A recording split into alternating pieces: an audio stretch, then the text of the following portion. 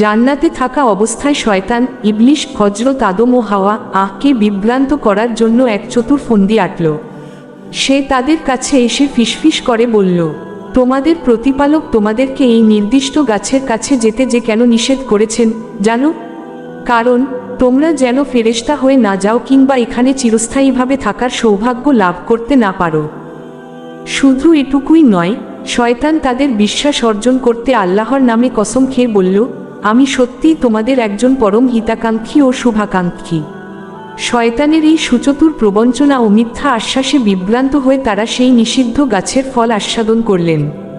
আর সাথে সাথেই এক অলৌকিক কাণ্ড ঘটল, তাদের জান্নাতি পোশাক শরীর থেকে খসে পড়ল এবং তাদের লজ্জাস্থান পরস্পরের কাছে প্রকাশ হয়ে গেল।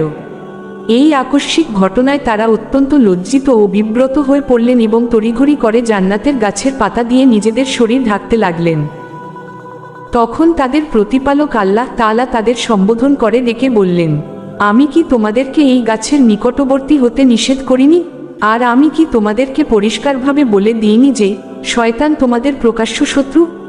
আল্লাহর এই বাণী শোনার পর তারা নিজেদের ভুল বুঝতে পারলেন।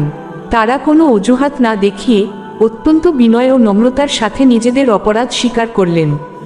তারা আল্লাহর দরবারে কাতর কণ্ঠে তাওবা করে বললেন, হে আমাদের প্রতিপালক, আমরা নিজেদের প্রতি চরম অবিচার ও অত্যাচার করেছি। এখন তুমি যদি আমাদের ক্ষমা না করো এবং আমাদের প্রতি দয়া না করো, তবে নিশ্চয়ই আমরা চিরতরে ক্ষতিগ্রস্ত ও ধ্বংসপ্রাপ্তদের অন্তর্ভুক্ত হয়ে যাব। সূরা আরাফ 22-23। এই ঘটনাটি মূলত অপরাধ স্বীকার করা, আল্লাহর দরবারে তাওবা করা এবং নিজের হীনতা ও বিনয় প্রকাশ করার এক পরম শিক্ষা। আদম সন্তানদের মধ্যে যারা নিজেদের ভুল বুঝতে পেরে এভাবে খাঁটি মনে তাওবা করবে, ইহকাল ও পরকাল উভয় জগতেই তাদের পরিণতি কল্যাণময় ও মঙ্গলজনক হবে।